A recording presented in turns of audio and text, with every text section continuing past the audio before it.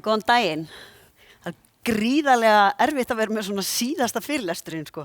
Allir að bíða til bjórnum og bara, kannski bara reyna að bjóða ykkur upp í dans eða eitthvað. Ég held að þetta verður svolítið spennandi. En ég ætla í dag að tala aukin afköst með því sem kallað er low coding. Þessi setning, IT is the most manual industry in the world. Sá þetta fyrirlestur sem var daginn. Og ég bara, what? Og það bara alveg hrikalega stórt sannleikskorn í þessu. Mér eiginlega bara pínu brá. Ég bara, þið ekki að grínast? Við erum alltaf að tala digitalization, við ætlum að optimisera alla ferla, gera alltaf eitthvað ótrúlega fljótt og flott sem geiri og samt erum við rosalega manual í öllu sem við gerum. Eða mörgu, kannski ekki öllu. Þetta veldur því náttúrulega að verkefnin okkar fara oft fram úr áætlunum og þegar fólk að biðja eða business að biðja þá vantar að pröfa eitthvað af því að það þarf að vera undan samkeppninni, þá tími okkar, þetta fræga time to market, við erum alltof lengi, þannig að þetta veldur bara endalausum pirringi, bæði hjá business kaupendum og notendum á endanum og svo bara endanum hjá okkur sjálfum sem vinnum í IT af því að það allir svo pirrar út í okkur. Þannig að við verðum einhvern veginn að finna einhverja leiðir. Við erum á tímamótum. Það eiginlega alveg ljóst og ég held að sé öllum ljóst eftir marga fyrirlesturinn í dag að það eitthvað svona í gangi. Við höfum öll heyrt þetta hérna, ég ætla ekki að fara yfir þessi mál, að við þurfum eða business þarf að digitæsa eða stafræni væða, þetta er vont íslenskt orð, og breyta sér til þess bara að lifa af í nútíma þjóðflægi, þar sem þessi notendahegðun sem við vitum líka öll, ég er ekki að segja ykkur nein ný sannindi, hún bara breytast og er gjörbreytt frá því fyrir bara 5 árum síðan, þannig að það eru bara breytingar út allt og við sem bransi þurfum einhvern veginn að bregðast við. En þessi tímamót eru náttúrulega bara drullu skemmtileg, mér finnst það. Hvað finnst ykkur? Ó já, nákvæmlega. Sko, ég er með nokkra setningar sem eru að fólk sem stýrir business í dag, það að verða meira og meira tæknisavi. Það eru stóri notendur af bara alls konar tæknilausnum sem það sér hér allt og það langar til að fá svona í sinn business. En við erum stundum og lengi að delivera því. Hvað gerum við þá? Þannig að við þurfum eiginlega að hjálpa þessu fólki líka sem með business, sem veit hvað það þarf, þurfum að hjálpa því að vera betri í því sem það að gera. IT þarf að vera, ég fann ekki góð íslensk orð yfir þetta, það þarf að vera svona enabler. Ekki bara svona technical promoter, við erum ekki bara að fara að segja, ok, þetta ógeðslega cool, ógeðslega flott þegar við gerum þetta, heldur þurfum við að hjálpa businessnum að búa til lausnir sem nýtast þeim til að optimisera sín eigin rekstur og auka framleiðni. Stafræn upplýnum sem við erum með í dag, þetta orðið alþjóðleg samkeppni, ekki bara fyrir okkur í IT-geiranum, heldur líka fyrir bara aðra businessa, það eru stór fyrirtæki út í heimi sem bara taka business frá alls konar businessum, ekki endilega IT-businessum bara út allt og hérna á Íslandi eru náttúrulega lítill markaðar og allt þetta og við þurfum bara að geta keppt við þetta, við þurfum að geta delivera lausnir sem að okkar íslensku fyrirtæki geta nota líka og svo erlend fyrirtæki og allt það. Og það eiginlega lykilorðið í þessu að það rosaleg krafa hraða og meiri skilvirkni. Og hvað þýðir meiri hraða og meiri skilvirkni? Jú, það meiri framleiðni. Það það sem við erum að leita eftir. Ekki allir sammála því? Segi jú. Þannig að við þurfum að vanda þetta. Svarið við þessu það sem ég vil meina pínlítið low code. Að sjálfsögðu ekki eina svarið, en þetta leið til að komast aðeins áfram. Hvað þá þetta low code? Mörg ykkar kannski hafa heyrt það, vita það og eitthvað, en ég ætla aðeins að fara yfir það bara svona í stuttu máli. Eins og stendur hérna þá markmiðið með low code að reyna að fjarlægja sem mest af manual coding, eða manual kóðun eða forritun sem gerður í höndunum sem bæði mikil svona endurtekning, svona repetitive sjálfur sér og það verið að reyna að fjarlægja þetta sem mest. Og Forrester research þeir skilgreina low code sem platform that enable rapid application delivery að geta afhent fljótt það sem við viljum að gera with a minimum of hand coding og svo bæta við and quick setup and deployment. Þannig að það snýst ekki alveg bara kóðun, þetta líka að geta komið í rekstur þegar við erum að gera breytingar eða ný kerfi eða eitthvað, þetta komið í bara ógeðslega fljótt í rekstur, prófa það og það virkar og það er þarna úti, svo þurfum við að laga og það sé allt fljótt, þannig að bæði setup og þá er að leiðandi það viðhaldakóða og maintenance sé bara einhvern veginn auðveldara en þeir í dag. Við vitum öll að fyrirtæki í dag við erum rosalega upptekin að því, við langar að vera að gera nýjar lausnir og reyna að laga þetta og laga hitt, en við erum bara mjög upptekin líka í rekstri af því að við erum að reka fullt af kerfum og við þurfum einhvern veginn að geta gert það fljótara. En low-code essence til að losa í rauninni út þessa manual kóðun svolítið mikið og manual að færa yfir á test og yfir á raun og allt þetta sem við erum að gera. Ég vil eiginlega meina að þetta sé bara svona næsta stig á hjúpun í forritun í sjálfu sér. Þú veist, einu sinni þurftum við að vera berjast alltaf við minnismeðhöndlun. Þú veist, hver er að gera það? Jú, einhverjir, en þú veist, það komið bara ný forritunarmál sem er að gera þetta megnin til fyrir okkur. Er einhver í dag að fara mikið honni kompælir kólunar og lagana? Nei, það er bara, þú veist, þetta er bara komið í þessum tólum sem við erum með og on. Það er búið að hjúpa þetta aðeins meira, þannig að þetta er bara verið að núna hjúpa ennþá lengra allt þetta sem ég segi hérna, hvað eru forritar að gera? Þeir eru mikið að tengja saman alls konar library föll, eru að ákveða aðgerðaröðina sem forritar að spila í og allt svoleiðis og eru að ofta smíða svolítið aftur og aftur svolítið að sama. Þannig að low-code er reyna bara að taka þetta út og leyfa forriturunum að vera að gera það sem er, þú veist, flóknast, erfiðast og það sem eru svona 10-20% sem að þarf virkilega að gera einhverja svona flókna tækni, en losa þetta manual svolítið út úr. Þessi tól þau eru þá að reyna að taka svona forritun svolítið út sem er svona non-visual og færa sig yfir í pínu þetta módel. Að það er bara sett upp svona model-driven forritun þar sem að við getum bara séð eins og flowchart. Það er rosa margir benefítar sem koma þessu. Það þýðir að flestar þessar tól eru þá að generata kóðan fyrir aftan, þannig að það er oft tíum minni villuhætta. Þetta er líka auðveldar að labba með þetta fyrir framan business-eigandann og segja, heyrðu, ég er að gera svona. Heldur þetta sé rétt að skrefið eða þú veist, ætti ég að senda e-mail þarna eða átti að vera fyrr, þú veist, þannig að það er miklu, þú nær til fleiri til að sýna þetta svona, heldur en að reyna að útskýra á einhverjum orðum hvað í rauninni aðgerðurinn í forritun er og hvernig þú ert að gera hlutina. Þannig að þetta er svona það sem er að breytast og sumir segja að þessi low-code aðferðafræði og þessi hugbúnaður sem er að gera það, að þetta sé í rauninni orðin þá bara 7 skref að koma hugbúnaður allarlega í rekstur frá því að var hugmynd í stað þess að það sé 16 skref. Ég ætla reyndar ekkert að fara eitthvað mikið í þetta. En hvað er þá, þetta eru svona, það sem ég er að tala núna, þessi low-code tól og low-code aðferðafræði sem þessi tól styðja, þetta eru svolítið þessi enterprise tól, þau eru ennþá svolítið dýr, en þú veist, það áörugglega eftir að breytast svolítið og ég held að við förum meira og minna þarna, en þetta þýðir svolítið að við erum að gera meira og minna visuált. Við erum að skilgreina notendaviðmótið, við erum að forrita meira visuált, ekki bara, eins og allir finnst okkur gaman að vera í Notepad og gera þetta bara algjörlega í höndunum. Síðan þetta er svona sjónrænan máta. Flest þessi kerfi, og ég er ekki að tala um no-code, það er annað, þetta er low-code. Það er munur þarna á. Í þessum tólum er líka hægt að skrifa kóða, bæta við, bæði varðandi til dæmis UI-ið eða einhverjar aðra tengingar við eitthvað sem þú ert að gera eða það vantar eitthvað í kerfi og þú vilt gera það manually, þannig þau geta flest gert það.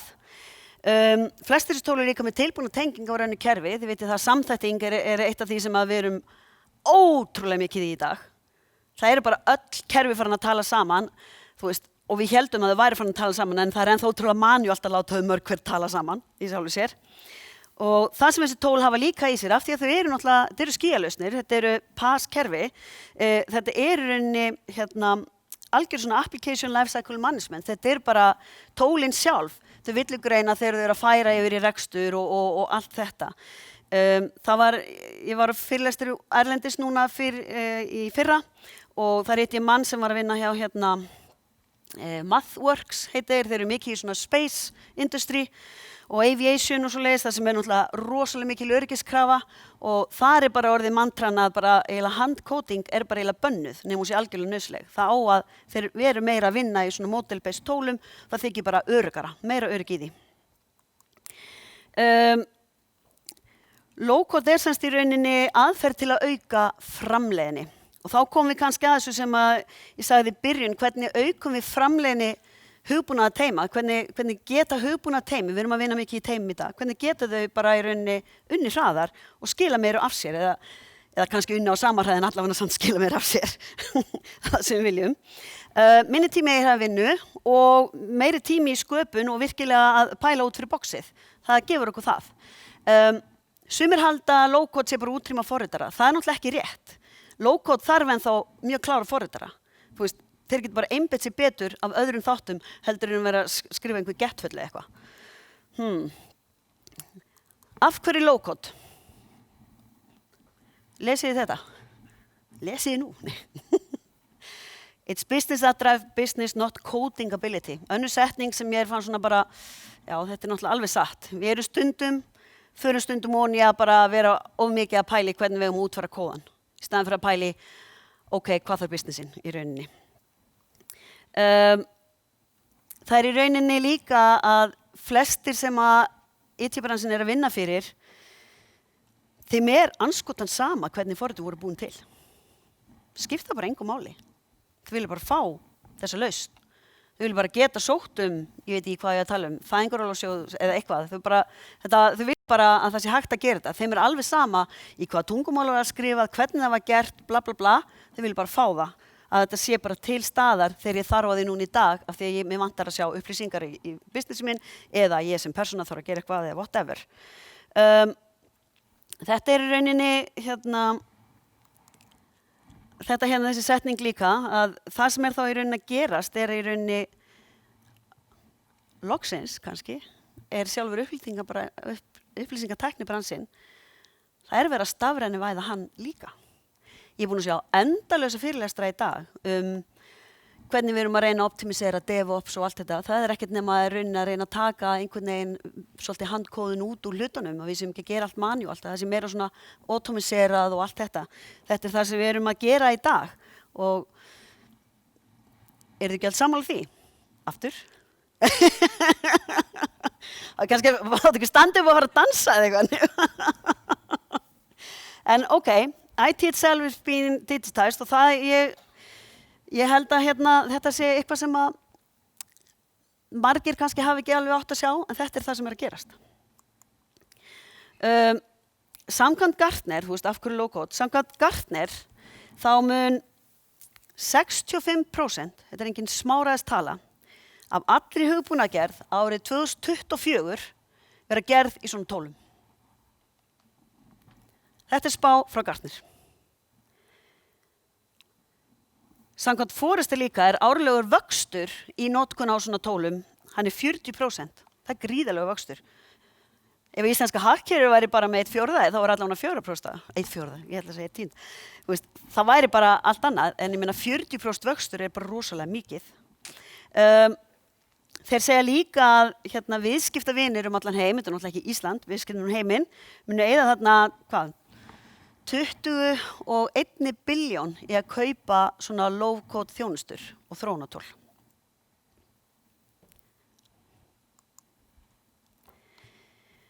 En hvað hugbúnaðargerð? Og hvað hugbúnaðarteymin að gera? Hugum flestra, eða margra, kaupenda oft á tíðum, sem að kaupa til dæmis kerfi, þá það lausna smíðin sjálf sem hugbúnaðargerðin. Við sem vinnum í þessu vitum alveg að það bara einn partur af þessu, það ekki? Það þarf að pakka inn hugmyndinni, það þarf að stýra þessu og það þarf að hanna lausnirnar.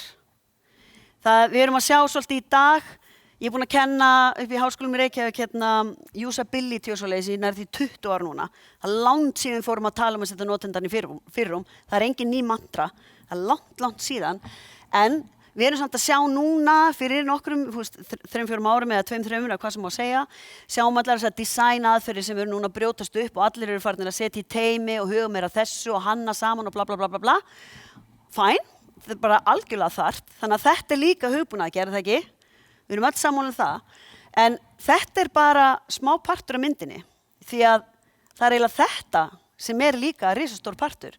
Það þarf að viðhalda lausnunum og það þarf að reka þér. Low-code kerfin eru svolítið að sjá bara þennan hring eiginlega, eða þetta allt saman. Kannski ekki hugmyndagerðina, en samt. Þú veist, þau eru í rauninni með svona fyrirfram, sum kerfin eru með fyrirfram einhverja lausnir inn í sér, það er mjög fljótlegt að smíða, þau eru að hjálpa okkur alveg rosalega við að viðhalda og koma sér í rekstur. Þannig að þetta er svona það sem að low-code er í rauninni að spara vinnu allstaðar í þessum kössum. Ekki að eyðinni, minnkana. Sparana sem þýðir meiri framleiðni. Hvað græðum við þá með low-code? Jú, það er þessi hraði við þróun. Ég kem með tölur rétt á eftir svona spátnar, hvað það þýðir. Skilvirkar auðlindir, við getum látið fólki verið meira að pæla í businessmálunum. Þú veist, hvað þarf til þessu lausn virki? Hvað vilja notendur? Hvernig er hægt að gera hana svo að hún sé notuð? Og svo hún sé í raun að auka skilvirkni ekki bara í IT heldur í businessu sem ætlar að nota hana. Það er fljótlegt deployment. Ég held að við séum öll sammála það að það er alveg hrikalega leiðilegt stundum fyrir businessin. Hann er alveg á bakinn á okkur. Við erum búin að gera eitthvað og svo þarf að bíða þá til að kemst í rekstur og þá koma villur upp og bla bla bla bla bla og allt þetta. Þið kunnið þetta öll sko. En það sem er kannski eitt stóri punkturinn er hérna númer 4 að í svona tólum er miklu minni áhætta og þar af leiðandi er auðveldara kannski að búa til lausnir, pröfa þær, henda þeim svo eða laga þær af því að það tekur ekki svona langan tíma eins og áður. Þannig að við getum verið óhræddari við að prófa okkur áfram. Við digitalvæða einhver feril sem kannski kemur svo að ljósa að hefði átt að gera einhvern veginn svona 70% öðruvísi, þá getum við bara lagað það og gert það aftur á stuttum tíma. Við getum það alveg með traditional aðferðum en þannig erum við að tala styttri tíma. Það er líka þá í rauninni meiri fá svona hátt return of investment af því að tíminn er styttri og þú ert fljótari að killa lausnina ef hún virkar ekki. Minni áhætta og tækniskuld er líka rosalega stór þáttur af því þessi tól er yfirleitt að generita sjálf kóðan, þau eru með allt í skýjunum, þau sjá uppfærslur, þú ert ekki að pæla í því og alls konar hlutir, ef það kemur ný tækni, þá breyta þeir bara hvernig þeir spýta út úr sér kóðan allt svona. Þannig að þetta eru svona málin sem við græðum rosalega á með low code.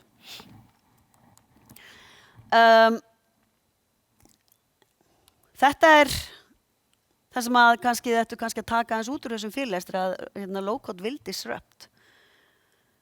Það verður ekki eins mikil eftirspurn eftir sérsmíðum lausnum sem taka allt á langan tíma af því að það eru komin tól og tæki til að gera þetta á styttri tíma.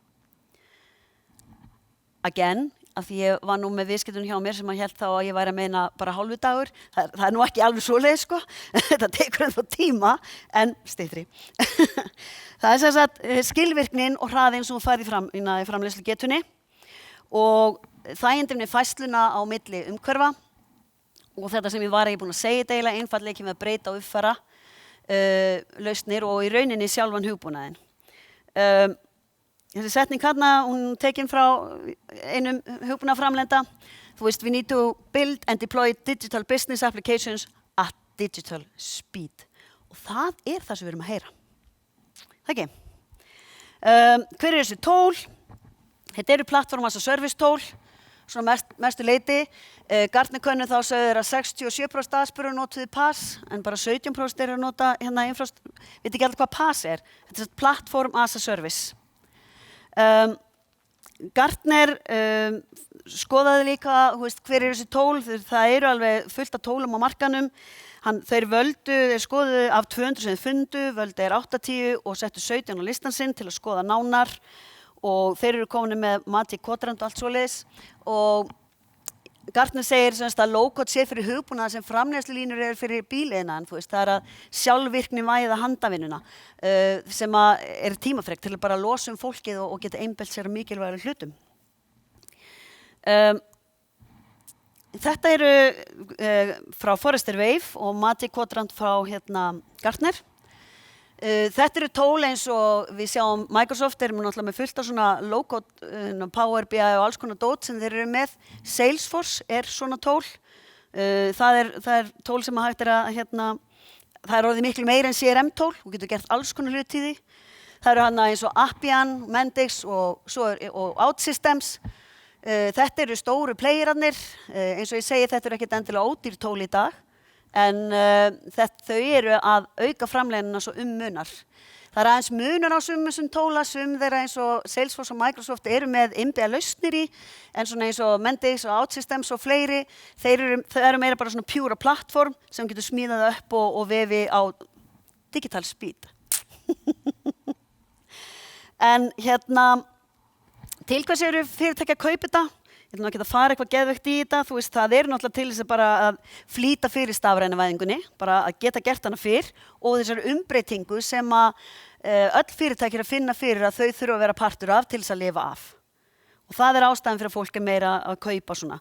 Það er líka verið að reyna að minnka þennan IT backlog og þessi gömlu kerfi og allt þetta sem er hérna, þú veist, það er alveg fullt af verkefnum en fólk þorir ekki að business þorir ekki að fara í þau af því að þau eru bara of dýr þegar við förum og segjum já þetta kostar svona og svona, það fá allir taugafall, þú veist, við kunnumst allir það líka.